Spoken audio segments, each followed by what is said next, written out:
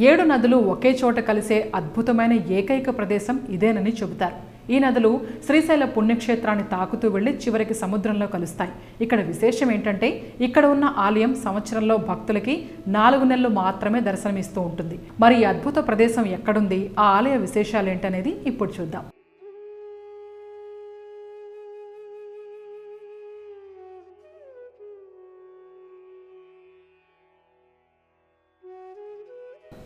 ఆంధ్రప్రదేశ్ రాష్ట్రం కర్నూలు జిల్లాలో 56 కిలోమీటర్ల దూరంలో సంగమేశ్వరం అనే గ్రామంలో సంగమేశ్వర స్వామివారి ఆలయం ఉంది. ఇది చాలా పురాతనమైన ఆలయం. ఈ ఆలయం ధర్మరాజు ప్రతిష్టగా పురాణాలు చెబుతున్నాయి. సంగమేశ్వర ఆలయం 7 నదులు కలిసే ప్రదేశం. అందుకే ఈ క్షేత్రానికి సప్తనది సంగమం అని పిలుస్తుంటారు. ఇక ఈ ఆలయ పురాణానికి వస్తే పూర్వం ఈ ప్రాంతంలో దక్షయజ్ఞం జరిగిందని, ఆ సమయంలో దక్షుడు తన భార్యను అవమానించడంతో ఆమె యజ్ఞవాటికలో పడి మరణించిందని స్థల పురాణం చెబుతోంది. సతీదేవి శరీర నివృత్తి జరిగిన ప్రాంతం కాబట్టి నివృత్తి సంగమేశ్వరాలయంగా ప్రసిద్ధికెక్కింది. అయితే పాండవుల వనవాసం సమయంలో ధర్మరాజు ఇక్కడ శివలింగాన్ని ప్రతిష్ఠించాలని నిర్ణయించాడు. ఆయన ఆదేశంతో శివలింగం తీసుకురావడానికి కాశీకి వెళ్లిన భీముడు ప్రతిష్ఠ సమయానికి రాలేదు. ఋషుల సూచన మేరకు వేప మొద్దుని శివలింగంగా మలిచి ప్రతిష్ఠించి పూజలు చేశాడు ధర్మరాజు. దీంతో ఆగ్రహం చెందిన భీముడు తాను తెచ్చిన శివలింగాన్ని నదిలో విసిరేశాడు. భీముడిని శాంతింపజేయడానికి అతను తెచ్చిన శివలింగాన్ని నదీ తీరంలోనే ప్రతిష్ఠించి భీమలింగంగా దానికి పేరు పెట్టాడు.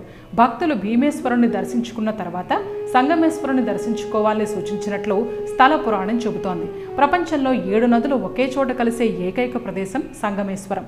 కర్నూలు జిల్లా కొత్తపల్లి మండలంలో తుంగ, భద్ర, కృష్ణ, వేణి, భీమ, మలాపహరిణి, భవనాసి నదులు కలిసే ప్రదేశాన్ని సంగమేశ్వరం అంటున్నారు. ఈ నదుల్లో భవనాసి నది మాత్రమే పురుషుడి పేరున్న నది. మిగిలినవన్నీ స్త్రీ పేర్లున్న నదులే. భవనాసి తూర్పు నుంచి పశ్చిమానికి ప్రవహిస్తే మిగిలిన నదులన్నీ పశ్చిమం నుంచి తూర్పుకు వెళతాయి. ఈ నదులన్నీ కలిసి జ్యోతిర్లింగం, అష్టాదశ శక్తిపీఠం, శ్రీశైలం పుణ్యక్షేత్రాన్ని తాకుతూ ప్రవహించి చివరికి సముద్రంలో కలిసిపోతాయి. అన్ని ఆలయాల్లో లాగా ఈ క్షేత్రంలో నిత్య పూజలు జరగవు. ఎందుకంటే ఈ ఆలయం ఎక్కువ రోజులు శ్రీశైలం ప్రాజెక్టు నీటిలో మునిగి ఉండటమే కారణం. మరో విశేషం ఏంటంటే వేల సంవత్సరాల క్రితం సంగమేశ్వర ఆలయంలో ప్రతిష్ఠించిన వేపలింగం ఇప్పటికీ చెక్కు చెదరకపోవడం దర్శనమిస్తూ ఒకంత ఆశ్చర్యాన్ని కలిగిస్తోంది. ఒకప్పుడు ఒక వెలుగు వెలిగిన ఆలయం క్రమంగా శిథిలమైపోయింది. ప్రస్తుతం కనిపిస్తోన్న ఆలయాన్ని సుమారు 200 సంవత్సరాల క్రితం స్థానిక ప్రజలు నిర్మించారు. సుమారు 1,20,000 చదరపు అడుగుల విస్తీర్ణంలో ఆలయంతో పాటు చుట్టూ ప్రాకారం నిర్మించినట్లు శిథిలాలను చూస్తే అర్థమవుతుంది. ఈ విధంగా కేవలం 4 నెలలు మాత్రమే దర్శనమిచ్చే ఈ దేవాలయాన్ని చూడటానికి భక్తులు చాలా ఆసక్తితో వస్తుంటారు.